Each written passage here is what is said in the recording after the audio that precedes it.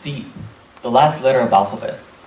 You might think Z is a negative letter just because it's the last of alphabet, or whatsoever. But I approach it in a different way.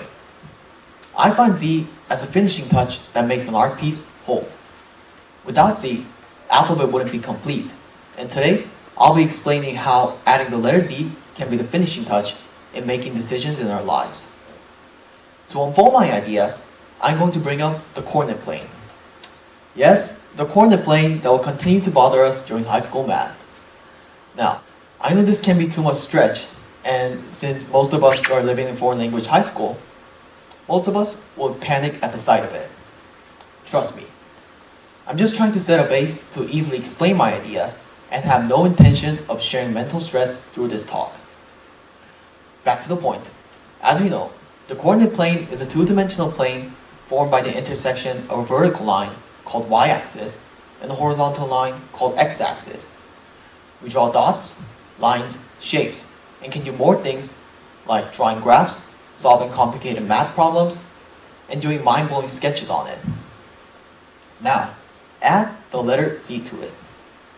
In this case, it's adding the z-axis to the 2D coordinate plane.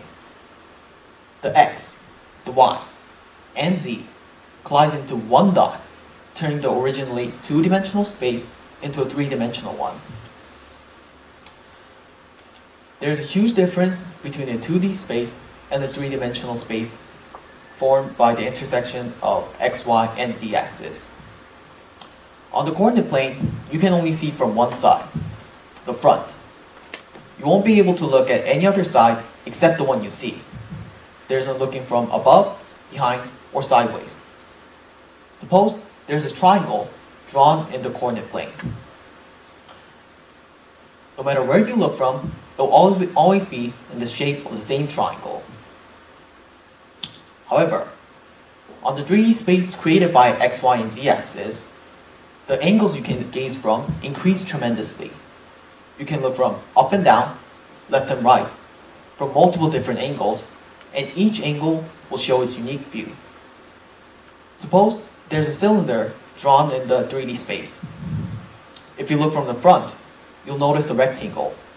From the bottom, you'll see a circle, and from tilted view, there it is, the shape of a cylinder. And that's the point I want to share with you today. When making important decisions or concluding thoughts about something, we need to look from the 3D space created by x, y, and z-axis, not the two-dimensional space with only x and y. Mentioned before, 2D view offers you to show only one side, while 3D view offers you to approach things from multiple different perspectives. Therefore, looking only from the 2D view will allow you to only see things from only your perspective.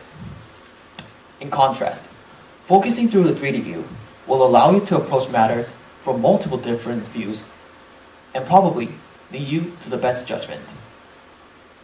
Then, a question comes up. What exactly is seeing from a 2D view or 3D view?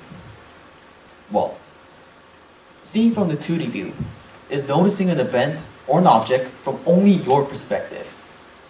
Now, we all have different perceptions that see situations. However, when we only see from our perception and don't take into account of other people's views, problems can happen. Miscommunication between people, wrong management decisions that you want to regret, relationship problems, etc. Here's an example that most Korean families can agree upon.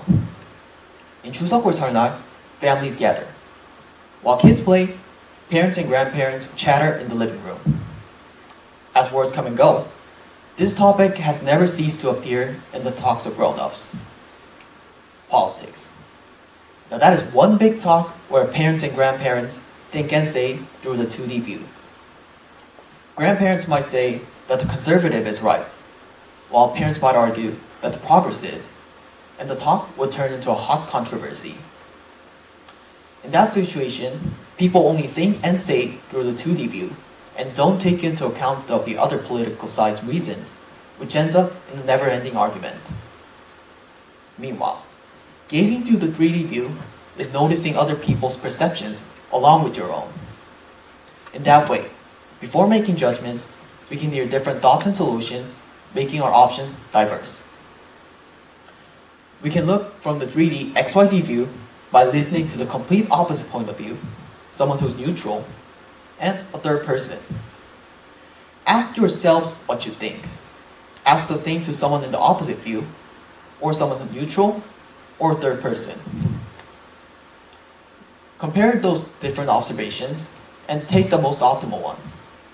Or combine those totally different observations into one master plan. Also, by analyzing these diverse views, you can get a heads up on the possible outcomes and realize things that you couldn't have figured out on your own. In the political talk situation mentioned before, it will be taking notice of both the conservative, the progress, and also someone in between. And by doing that, you can avoid having word fights with family members and enjoy your happy holiday. Also, if you're in a negotiation, by looking through the 3D view, you can come up with a resolution that the opposing side cannot refuse. These processes decrease the chance of making a bad judgment, and probably you'll make a reasonable one. So start now. Break free from your biased concept and start looking at the world through the 3D frame. It will help you get a better understanding, lead you to optimal solutions, and show you paths that you couldn't have figured out on your own. After all you have to do is add the letter Z. Thank you.